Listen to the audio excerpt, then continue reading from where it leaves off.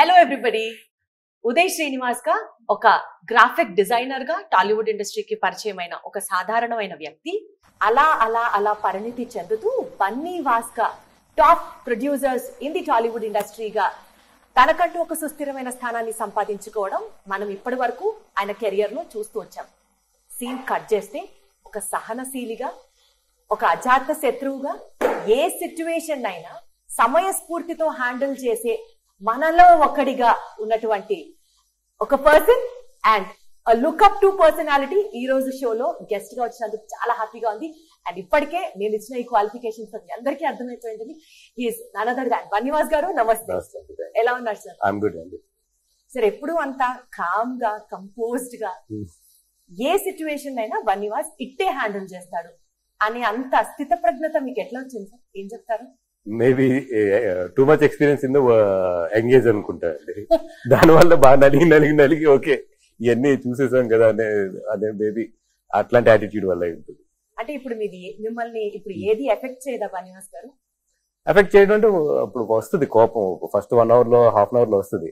But when దాని గురించి కొంచెం డీప్ గా మనం ఆలోచిస్తాము, దెన్ అది ఓపెన్ అయిపోతుంది ఆటోమేటిక్ గా. ఓపెన్ అయిపోయి ఓకే ఇది situation we have to face, ఈ situation we have to go on, లేదా ఈ situation we have to wait until we get the grip.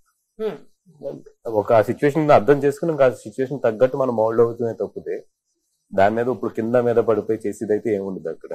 అట్లా మాక్సిమం మీరు ఈ సిచ్యువేషన్స్ నుంచి నేర్చుకొని ఒక పర్సన్ గా ఇవాల్వ్ అయిన సిచ్యువేషన్స్ లైఫ్ లో చాలా చూసుంటారు. But if you have to name few, ఏం చెప్తారు?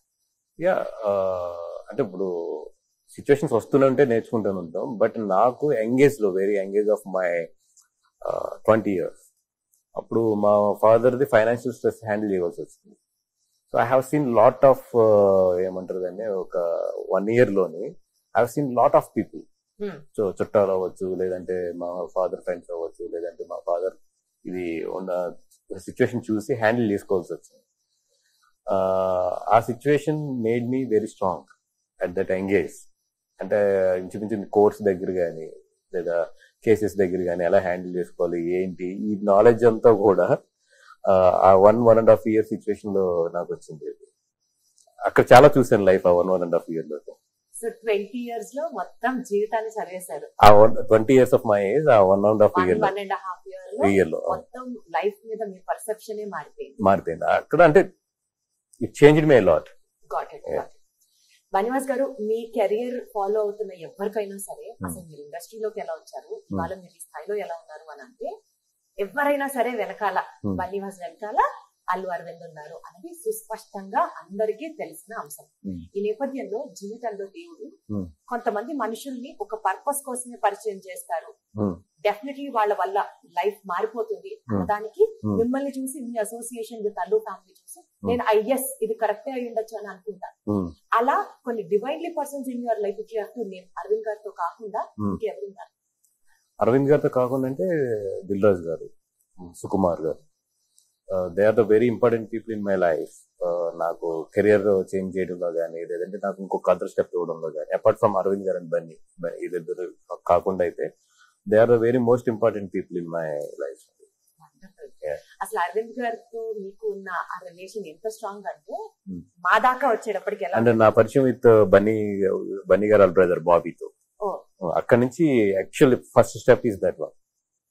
అది అంచెలంచెలుగా ఎదుగుతూ ఎక్కడి దాకా వెళ్ళిందంటే బన్నీ గారు ఏ ఇంట్లో ఉండాలో, ఏ ఫోన్ వాడాలో, ఏ కార్ లో వెళ్లాలో అంతా అరవింద్ గారు సొంత కొడుకులాగా జాగ్రత్తలు తీసుకుంటారు, ఒక పెద్ద కొడుకు లెక్క అనేంత స్థాయికి ఎదిగింది. వన్ థింగ్ అండి, అది బయట ఉన్న మిత్. అవునా? బన్నీ గారు అనేది he's a very individual personality.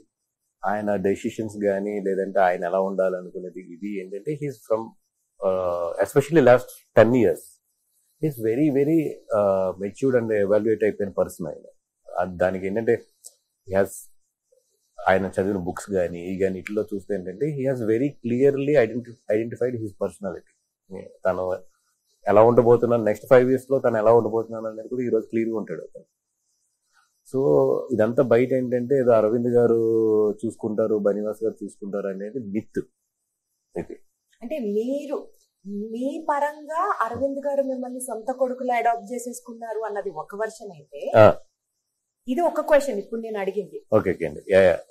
లేదండి 100% ఆ ఇంట్లో అయితే మాత్రం వాళ్ళ ముగ్గురు అబ్బాయిలతో పాటు నన్ను ఈక్వల్ గానే చూస్తాడు. దాంట్లో అసలు డౌటే లేదు. అది చాలా హ్యాపీ అనిపిస్తుంది కదండి లైఫ్ లో. అయ్యో ఒక పాయింట్ లో ఎవరో తెలియని వ్యక్తి అలా క్లోజ్ అయిపోయి ఈ రోజు ఫ్యామిలీలో ఒక ఇంపార్టెంట్ పర్సన్ అయిపోయినందుకు గాను మీ సక్సెస్ గా చూస్తారా, లక్ అనుకుంటారా? లక్ అండి. అది ప్యూర్ లక్ అండి. హంబుల్ ఆన్సర్ తెలుసా సార్ ఇది? లేదు, ఇట్స్ ప్యూర్ లక్. ఇదేదో నా గ్రేట్ దీని వల్ల వచ్చింది, నా కష్టం వల్ల వచ్చింది అంటే తప్పది. అలా కష్టపడే వాళ్ళు, నాకన్నా తెలివితేటలు ఉన్న వాళ్ళు, నాకన్నా టాలెంట్ ఉన్న వాళ్ళు చాలా మంది ఉన్నారు ఆయన దగ్గర. ఇవన్నిటిలో మించి నేను ఒక స్టెప్ ఆయన దగ్గరికి వెళ్ళగలిగి ఈ రోజు ఇట్లా ఉన్నానంటే ఇట్స్ ఎక్కడో నా టాలెంట్ అన్నిటితో పాటు ఇది కూడా అంతే. అసలు ఎంత హంబుల్ ఆన్సర్ తెలుసా బన్నీవాస్ గారు? చాలా మంది ఒప్పుకోరు ఈ పాయింట్. నా హార్డ్ వర్క్, నా కష్టం ఇదే చెప్తారు కానీ చాలా హంబుల్ గ్రౌండెడ్ ఆన్సర్ అన్నమాట ఇది. లేదండి, అన్నిటితో పాటు ఇది ఇది అంతే. రైట్. సరే, ఇందాక మీరు చెప్పిన పాయింట్ కి కంటిన్యూషన్. బన్నీవాస్ గారు బన్నీ గారి పక్కన ఉండగా ఆయన ప్రాజెక్ట్స్ కంపోజ్డ్ గా ఉండడాలు, కాంట్రవర్సీస్ కి దూరంగా ఉండడాలు జరిగింది. ఆయన టీం ఎప్పుడైతే ఉన్నారో పక్కన, అంటే బన్నీవాస్ గారు పక్కన లేకపోతే ఎక్కువ కాంట్రవర్సీస్ చుట్టుముడుతున్నాయి అల్లు అర్జున్ గారిది అన్నది అది మిత్ అంటారా, లేకపోతే అలా జరిగిన సందర్భాలు ఉన్నాయా? Would you have to tell about that? Because మీరు ఒక రైట్ హ్యాండ్ లాగా బన్నీ గారికి. అంటే అండి, 2016 తర్వాత when I'm growing as a producer గా ఉన్నప్పుడు అప్పటి నుంచి కూడా ఆయన నేను మాట్లాడుకున్న తర్వాత we have develop team for him. Exactly. ఆయన టీమ్ డెవలప్ చేసుకుంటూ వెళ్ళారు. ఇప్పుడు ఏదన్నా బాగా ఇంపార్టెంట్ విషయం వస్తే, లేదంటే ఏదైనా బాగా ఇది వాసు హ్యాండిల్ చేస్తాడానికి ఇచ్చేయండి అన్నప్పుడు నాకు చెప్తారు జనరల్. బట్ మనం అర్థం చేసుకోవాల్సింది కూడా ఏంటంటే, ఇప్పుడు ఆయన పక్కన ఎవరో ఉండి ఆయన్ని చేసే స్టేజ్ అయితే మాత్రం ఆయన ఇప్పుడు కాదు, లాస్ట్ 10 years నుంచి కాదు. అది వెరీ వెరీ క్లియర్. వెరీ ఎట్లా చెప్తాను, వెరీ ఆయన థింకింగ్ కానీ ఆలోచన కానీ చాలా, ఎస్పెషల్లీ 2011 నుంచి అయితే మాత్రం వేరే లెవెల్లో వెళ్ళిపోయాడు ఆయన. అక్కడి నుంచి ఏంటంటే ఆయనకైనా డెవలప్ అవుతూ వెళ్ళాడు ఆయన, ఒక పర్సనాలిటీగా కానీ ఒక దీంట్లో కానీ. ఇప్పుడు వాట్ ఎవర్ ఇన్సిడెంట్స్ హ్యాపెన్స్ ఏంటంటే, మీరు చూడండి ఎనీ స్టార్ లైఫ్ లో ఇన్సిడెంట్స్ అవుతాయి, 200% అవుతాయి. అట్లాగే ఈయన పీక్ స్టేజ్ లోకి వెళ్తున్నప్పుడు ఇన్సిడెంట్స్ అవుతాయి. ఎందుకంటే ఒక సక్సెస్ తో పాటు నెగిటివిటీ అంత వస్తుంది. అండ్ ఒక సక్సెస్ లో పెద్ద స్టేజ్కి వెళ్ళిన తర్వాత ఒక ఇన్సిడెంట్ కూడా మామూలు ఫైర్ అవ్వాలి. సో ఆ ఫైర్ అట్లాంటి అయినప్పుడు ఏంటంటే పక్కన మాలాంటి ఎక్స్పీరియన్స్ పీపుల్ ఉపయోగపడుతుంది తప్పితే. But whatever he design is own. అది దాంట్లో వాళ్ళ ఫాదర్ది కానీ నాది కానీ ఇవన్నీ కూడా we're helped him. But own design అయితే మాత్రం ఆయనదే. సో మీరు పక్కన ఉన్నా పక్కన లేకపోయినా ఆయన ఇండివిజువాలిటీ, ఆయన చరిష్మా, ఆయన హార్డ్ వర్క్, ఆయన planning like extremely his own thing. And second thing ఏంటంటే, ఇంకా నేను లేకపోతే ఇంకా ఫాస్ట్ ఉంటాడు ఆయన. ఇంకా ఏంటంటే నేను జనరల్లీ ఏం చేస్తానంటే ఆయన్ని స్లో చేస్తాను. అంటే నాకున్న భయాలు, నాకున్న అప్రహాన్సెస్ తో, నాకున్న ఒక మిడిల్ క్లాస్ భయాలు, మనకు మిడిల్ క్లాస్ కి భయాలు చాలా ఎక్కువ ఉంటాయి. నేను ఆ మిడిల్ క్లాస్ నుంచి పెరిగినోని కాబట్టి నా భయాలు ఇట్లకి కొన్ని డేర్ చేయలేదు. అంటే ఇప్పుడు గమని ఆయన చాలా స్ట్రైట్ గా చెప్తాడు ఏ విషయం అన్నా సరే. ఒక నచ్చితే నచ్చిందని చెప్తాడు, నచ్చకపోతే నచ్చలేదని చెప్తాడు. నేను అలా చెప్పలేను. చాలా బయాస్, చాలా బ్యాలెన్స్ గా డిప్లొమాటిక్ గా వెళ్తాడు. అది ఆయనకు నచ్చుతుంది. నువ్వు ఎందుకు భయపడతావు? నువ్వు ఇది నచ్చలేదు అన్నప్పుడు నువ్వు నచ్చలేదని చెప్పు. అది లేదని అవతల వాళ్ళు గమనిస్తారు. నువ్వు అటు ఇటు కాకుండా చెప్తున్నప్పుడు ఆడు ఎక్కువ కన్ఫ్యూజ్ అవుతాడు. ఇట్స్ బెటర్ ఒక నిమిషం హర్ట్ అయినా కూడా నెక్స్ట్ మినిట్ లో ఆడికి క్లారిటీ వస్తుంది. నువ్వు నో చెప్తానికి జంకి నువ్వు మధ్యలో అడ్జస్ట్ చేస్తావు చూసి అవతల ఏంటంటే నీలో జెన్యూనిటీ ఫీల్ అవ్వడు. అట్లీస్ట్ నో చెప్పుకున్నప్పుడు తిట్టుకున్నా కూడా తర్వాత నీకు చేయాలనుకున్నప్పుడు నువ్వు చెయ్యి. ఆ రోజు అతను అర్థం చేసుకుంటాడు. ఈ క్వాలిటీని మీరు కూడా అలవాటు చేసుకోవడం స్టార్ట్ చేశారా? చాలా ట్రై చేస్తున్నాను కానీ అవ్వట్లేదు. చాలా ట్రై చేస్తున్నా ఇన్ఫాక్ట్. బట్ అక్కడికి వచ్చినప్పటికి ఏంటంటే మళ్ళీ అవతల ఎక్కడ హర్ట్ అవుతాడేమో అని చెప్పి చాలా బ్యాలెన్స్డ్ గా చెప్పడం అలవాటు అవుతుంది. ఒరిజినల్ గా వస్తున్నాను తప్పితే ఆయనలాగా ఆయన ఏంటంటే కొంచెం చాలా స్ట్రైట్ గా ఉంటాడు ఆయన ఆ విషయాల్లో. Always that is very safe అండి. అలా ఉన్న వాళ్ళు చాలా ప్లెయిన్ హార్టెడ్ ఉంటారు. హీస్ నచ్చింది నచ్చలేదు అన్నదుకునే మాట్లాడతారు తప్పితే ఆయన వయా బ్యాలెన్స్డ్ తక్కువే. రైట్. తండేల్ మూవీకి సంబంధించి బన్నీవాస్ గారు సంక్రాంతికి రిలీజ్ అవ్వాల్సిన cinema it got post phone to Feb 7th. ఇప్పుడు సంక్రాంతికి రిలీజ్ అయిన సినిమాలకు సంబంధించి రిజల్ట్స్ చూసిన తర్వాత ఎస్ నేను తీసుకున్న డెసిషన్ కరెక్టే అని ఫీల్ అవుతున్నారా? 100%. దాంట్లో అసలు ఎందుకంటే we want theatres very clear, good theatres. ఆ కాంపిటీషన్ వెళ్ళుంటే 100% మేము అనుకున్న థియేటర్లు అంత మంచి థియేటర్లు దొరకవు. ఇప్పుడు మా గ్రిప్ ఉన్న ఏరియాలో దొరుకుతాయి కానీ మా గ్రిప్ లేని ఏరియాలు చాలా ఎక్కువ ఉన్నాయి. మా గ్రిప్ ఉన్నాయి 2 ఏరియాలు. సో 100% ఏంటంటే డెఫినెట్ గా మేము అనుకున్నట్టయితే రిలీజ్ చేయలేకపోదు. అందుకని చెప్పి ఇట్స్ బెటర్ టు హోల్డ్ అంత కాంపిటీషన్ లోకి వెళ్ళే కన్నా. సంక్రాంతి సినిమాలు అని అంటే ఒక ఎక్స్పెక్టేషన్, డెఫినెట్లీ హాలిడే సీజన్, అందరూ వాచ్ చేస్తారు. ఇప్పుడు అట్లీస్ట్ మొన్న రిలీజ్ అయిన సినిమాల్లో తండేల్ ఒక స్టాండ్ అవుట్ సినిమాగా ఉండుండేది. ఎవరి సినిమాలు అంటే వాళ్ళకి ఆ కాన్ఫిడెన్స్ ఉంటుంది కాబట్టి. ఈ థాట్స్ ఉన్న పాయింట్ లో అక్కినేని ఫ్యామిలీకి ఒక హిట్ పడడం అవసరం. నాగ చైతన్య గారు డెస్పరెట్ గా ఉన్నారు హిట్ కోసం. And so much of hard work అని విన్నాము సినిమాలో. సినిమా పోస్ట్ పోన్ చేద్దాము అన్న థాట్ ని ఆయన కూడా అప్రిషియేట్ చేశారా? ఎక్స్ప్లెయిన్ చేస్తున్నారు. సో ఫస్ట్ ఒప్పుకోలేదంటే ఫస్ట్ మేము అనుకున్నది యాక్చువల్లీ డిసెంబర్ లో అనుకున్నాం. డిసెంబర్ కి సినిమా మాకు కంప్లీట్ అవ్వలేదు. టు బి హానెస్ట్ కంప్లీట్ అవ్వలేదు. అప్పటికి సీజన్ కానీ ఈ కానీ కంప్లీట్ అవ్వలేదు. తర్వాత పొంగల్ అనే ప్రపోజల్ వచ్చింది. We never said it's pongal, there is a proposal. Proposal వచ్చినప్పుడు పొంగల్ బెటరా అవుట్ ఆఫ్ ద పొంగల్ బెటరా అన్నప్పుడు we prefer out of the pongal. అదే ఆయన యాజ్ ఎ ప్రొడ్యూసర్స్ గా మా డెసిషన్ ఆయన రెస్పెక్ట్ చేశారు. Super sir. కానీ sir first film you produced was with Naga Chaitanya garu. 14 years తర్వాత మళ్ళీ ఇప్పుడు ఒక సినిమా ఆయనతో చేస్తున్నారు, అది కూడా భారీ సినిమా. ఆ సినిమాలో మొత్తం ప్రాణం పెట్టి చేశారు అన్నది టాక్ నడిచిపోతుంది. టెక్నీషియన్స్, అదర్ టీమ్స్, మీరు కష్టపడడం ఇవన్నీ పక్కన పెడితే నాగ చైతన్య గారు was very particular about the film. ఇది హిట్ కొట్టి తీరాల్సిందే అన్నంత ప్రాణం పెట్టి చేశారు సినిమా. అన్ని సినిమాలు చేస్తే ఈ సినిమాకి ఎక్కువ డెడికేషన్ అన్నది బయటకు వచ్చింది. ఈ నేపథ్యంలో మీకు ఇది పేబ్యాక్ సినిమానా గ్రాటిట్యూడ్ పరంగా, లేదా you are like proper producer, business ఆలోచించాలి, థియేటర్స్ ఆలోచించాలి, స్టాండర్డ్స్ ఆలోచించాలి, ఆ రకంగా నడిచిన సినిమానా? అరవింద్ గారి గురించి ఆలోచించినప్పుడేమో బిజినెస్ ఆలోచించాలనుకుంటారు. When I look into the Chaitanya garu, లేదు నాకు ఈయన ఫస్ట్ సినిమా ఇచ్చారు కదా, ఈ సినిమాతో ఏదో ఒకటి ఆయన మీకు ఇవ్వాలనిపిస్తుంది. అందుకే ఐ టోల్డ్ ఇది 100% 100 crores క్లబ్ లో చేశాను. డెఫినెట్ గా అది నేను సక్సెస్ అవ్వగలనని నమ్మకం అయితే నాకు గట్టిగా ఉంది ఆ విషయంలో. ఒక్కొక్కసారి ఒక పాజిటివ్ అవర్ వచ్చేస్తుంది సినిమాకి సంబంధించి కానీ, కొంతమంది మనుషుల్ని కలిసినా గానీ. అలా తండేలు డెఫినెట్లీ అందరికీ ఎక్స్పెక్టేషన్స్ ఉన్నాయి. ట్రైలర్ రిలీజ్ అయినప్పుడు కానివ్వండి, సాంగ్స్ రిలీజ్ అయినప్పుడు కానివ్వండి. What is that the best point about Thandel అని మీకు అంత కాన్ఫిడెన్స్ ఎలా వచ్చింది? ఈ సినిమా డెఫినెట్లీ హిట్ అవుతుంది కదా అంటే ఇది రియల్ గా జరిగింది కదా. అంటే రియల్ ఒక లైఫ్ లో రియల్ ఎమోషన్స్ నుంచి కథ వెళ్తూ ఉంటుంది. అంటే మీరు కూర్చున్నప్పుడు 100% రాజు అండ్ బుజ్జితల్లి వీళ్ళిద్దరిని అయితే మాత్రం ఫీల్ అవుతారు థియేటర్ లో. అంటే ఇది ఒక real life story. Real life story. ఒక రియల్ గా జరిగిన ఇన్సిడెంట్ ని తీసుకుని ఒక కథ కింద తయారు చేసిన కథ ఇది. అంతే తప్పితే ఇదేదో కూర్చుని రాసిన కథ అయితే కాదు. ఒక రియల్ గా జరిగిన ఇన్సిడెంట్స్ నుంచి ఒక డ్రామా క్రియేట్ చేసుకుని వెళ్ళాం మొత్తం. సో అండ్ వింటున్నప్పుడే నిజంగా అంటే ఇప్పుడు సినిమాలు ఎక్కడి నుంచో ఎక్కడో ఒక ఇన్స్పిరేషన్ ఉంటుంది అంటారు కదా. ఇదైతే ఒక నిజంగా వాళ్ళ కథ వింటున్నప్పుడు జరిగిన అన్ని ఇన్సిడెంట్స్ వింటున్నప్పుడు అయితే నాకు నిజంగా ఒక సినిమా కనిపించింది. రియల్ లైఫ్ లో కూడా ఇలా జరుగుతుంది అనేది. సో ఒక రియల్ లైఫ్ లో జరిగింది ఒక సినిమా కింద ఉంది కాబట్టి I have full confidence that definite ఇది ఆడుతుంది అని చెప్పి. మనసులోంచి వచ్చిన మాట అంతలా కనెక్ట్ అయిపోయారు మీరు. లేదు ఈ కథ కదా బాగా కనెక్ట్ అయ్యారు. ఎలా చూస్ చేసుకుంటారు బనివాస్ గారు? మీరు ప్రొడ్యూస్ చేయాలంటే సినిమాల్ని మార్కెట్ పరంగా ఆలోచిస్తారా? అంటే కమర్షియాలిటీకి ఇంపార్టెన్స్ ఇస్తారా, స్టార్ కాస్ట్ కి ఇంపార్టెన్స్ ఇస్తారా, కథకి మాత్రమే ఇంపార్టెన్స్ ఇస్తారా? 3 కలిపి చేస్తాము అన్నది ఒక diplomatic answer. General life diplomatic but అంటే నాకేంటంటే కేస్ టు కేస్. ఇప్పుడు కొన్ని కథలు ఉంటాయి. ఇప్పుడు ఆ కథలకి ఏంటంటే మోర్ దెన్ కాస్టింగ్ కన్నా కూడా మంచి లొకేషన్స్ కావాలి, మంచి మ్యూజిక్ కావాలి, మంచి టీమ్ కావాలి. అట్లాంటికి ఏంటంటే ఓ పెద్ద కాస్టింగ్ వెళ్ళకుండా ఒక సింపుల్ గానే నీట్ గా క్యూట్ గా వెళ్ళిపోతాం. ఇప్పుడు తండేలు ఉంది, తండేలు కంపల్సరీ కాస్టింగ్ కావాలి. కథ ఉంది బట్ కాస్టింగ్ కావాలి.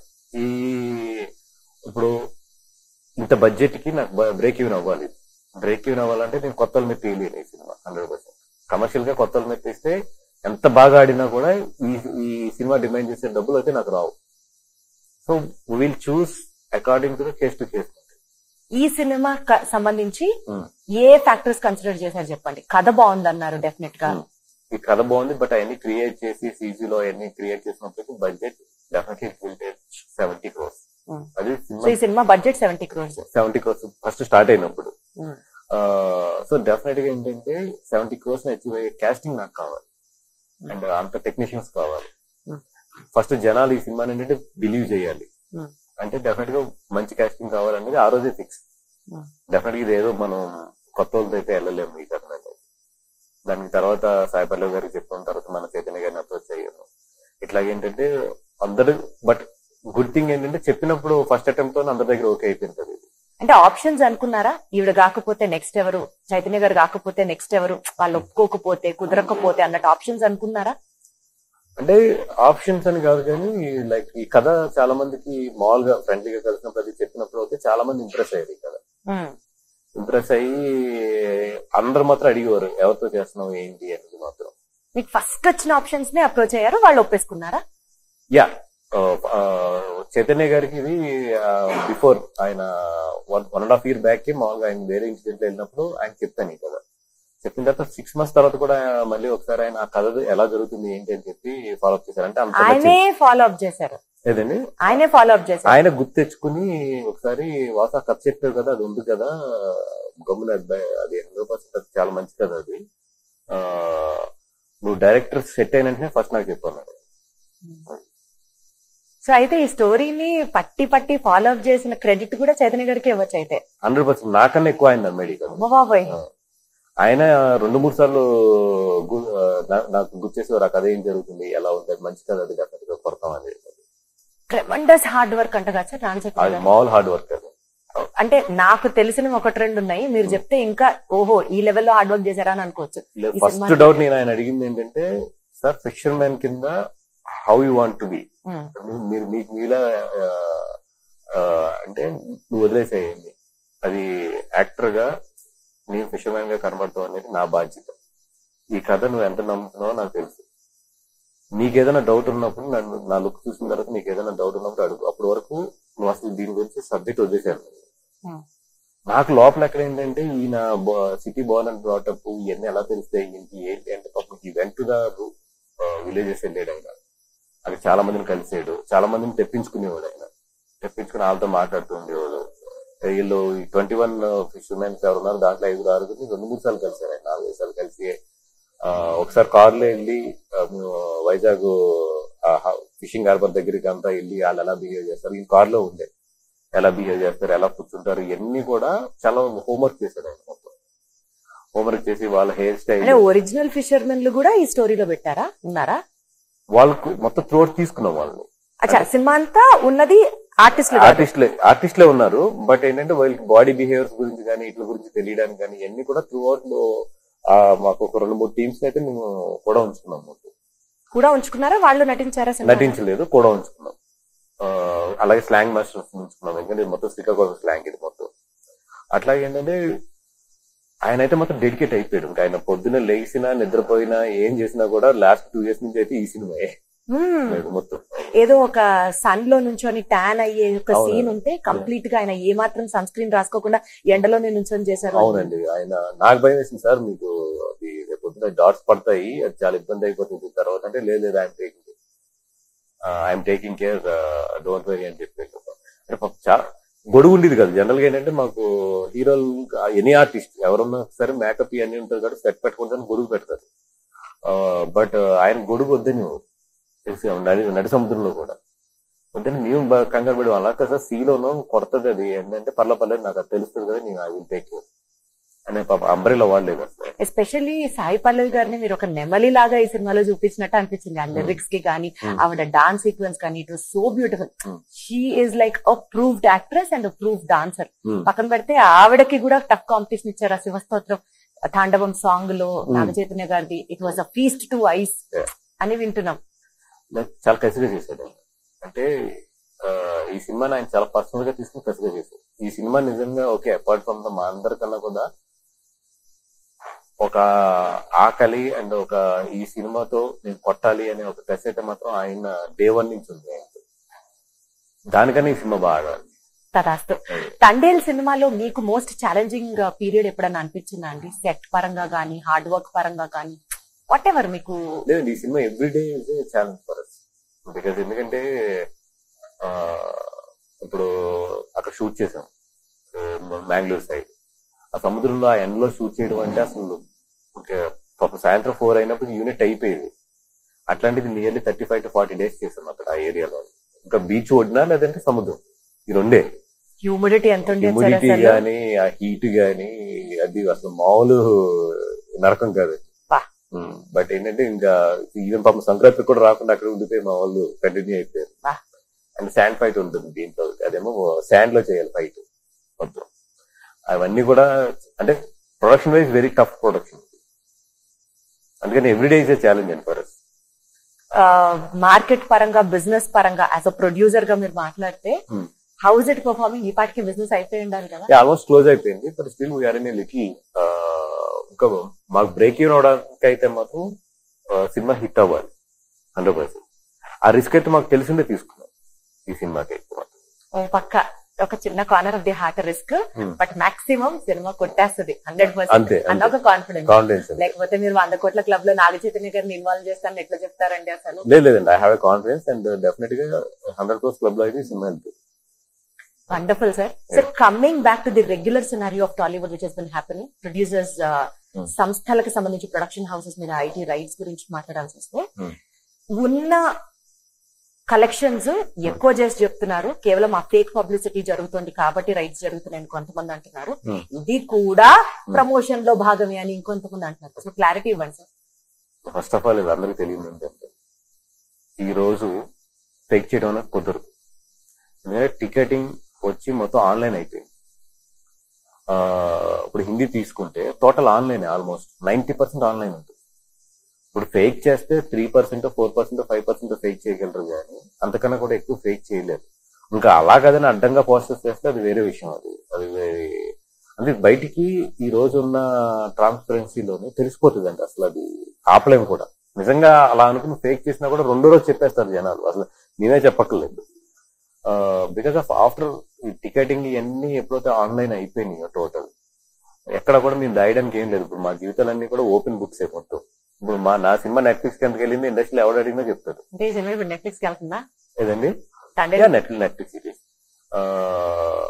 ఏదో. ఇప్పుడు ఈ సినిమా ఏ ఓటీటీ ప్లాట్ఫామ్, అది ఒకటే కట్ చేయండి. ఈ సినిమా ఏ ఓటీటీ ప్లాట్ఫామ్ కి వెళ్తుంది ఏంటి అనేది ఇండస్ట్రీలో ఎవరికి అడిగినా చెప్తారు. అందులో ఎంతకి వెళ్ళిందో కూడా చెప్తారు.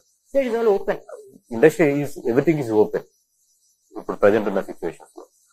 అండ్ రెండోది, ఏదో జనాలు అందరూ అనుకుంటున్నట్టు వీళ్ళు లెక్కలేదో తప్పు చెప్తారు, లేదా ఇదేదో క్యాష్ అంటే ఇదివరకు రోజులు తెలియదు. కానీ నాకు ఇప్పుడు ప్రజెంట్ సినారియోలో అయితే ఆఫ్టర్ జిఎస్టీ వచ్చిన తర్వాత cash involvement in the film industry is very very minimal, చాలా తగ్గిపోయింది. ఎందుకంటే ఇప్పుడు మాకు ఎక్కడ ఒకవేళ నిజంగా క్యాష్ వస్తే ఎక్కడి నుంచి రావాలి, డిస్ట్రిబ్యూటర్ దగ్గర నుంచి రావాలి. OTT platforms never deals with the cash, satellites never deals with the cash, audio never deals with the cash. ఇది ప్రపంచానికి తెలిసింది, ఇది నేను చెప్పేది నిజం కాదు. ఓటీటీ ప్లాట్ఫామ్స్ ఎప్పుడు కూడా రూపాయి కూడా క్యాష్ ఇవ్వదు. క్యాష్ ఇచ్చే ఛాన్స్ ఎక్కడ ఉంటుంది, థియేటర్స్ దగ్గర నుంచి. ఇప్పుడు జిఎస్టీ వచ్చిన తర్వాత డిస్ట్రిబ్యూటర్ ప్రాఫిట్ ఈస్ జిఎస్టీలో ఇన్వాల్వ్ అయి ఉంటాయి వాళ్ళు మొత్తం. ఎందుకంటే జిఎస్టీ వాడు బ్రేక్ ఈవెన్ అవుతేనే వాడికి ఇన్పుట్ గానీ అవుట్పుట్ లో గానీ వాడికి ఫ్యూచర్ లో ఉపయోగపడుతుంది ఆ సినిమా, అక్కడ ఇన్పుట్ వస్తేనే. So even distributor producer cash అడిగినా కూడా వాళ్ళు ఎవరు ఇప్పుడున్న సిచ్యువేషన్ లో, ఎందుకంటే వాళ్ళు లాస్ అవుతారు. అదే సార్, అడుగడుగునా it is screening. So it's screening కాదండి, ఇట్స్ లాక్డ్. అందుకని ఇరువరకు లాగా ఏదో ఇప్పుడు పుష్పకు 18 కోట్లు వచ్చినాయి అంటే దీంట్లో 100 కోట్లు క్యాష్ ఉంటుందంటే ఇప్పుడు ఉండదు. ఆ రోజులు పోయింది అని మొత్తం. అంటే ఇది ఫేక్ పబ్లిసిటీ కాదని అర్థమవుతుంది. So that is original IT right is what you wanted to tell. Yeah, ఇప్పుడు ఐటీ రైడ్ అనేది వాళ్ళకి ఏదో ఇన్ఫర్మేషన్స్ ఉంటాయి, బట్ రియాలిటీలో వచ్చి ఇప్పుడు ఎంత వస్తుంది కదా, దీంట్లో క్యాష్ ఇన్వాల్వ్మెంట్ లేదంటే 100% చెప్తాను క్యాష్ ఇన్వాల్వ్మెంట్ లేదు. This is I'm open. Super sir, wonderful. So తండేల్లో మీరు పెట్టిన ఎఫర్ట్స్, మీ ఎక్స్పెక్టేషన్స్ మీరు రీచ్ అవుతూ మీ hard work should all pay off. Thandel should become blockbuster hit అని మనస్ఫూర్తిగా కోరుకుంటూ మళ్ళీ సక్సెస్ మీట్ లో కలుసుకుందాం సార్. Good luck to you and more power to you. Thank you so much.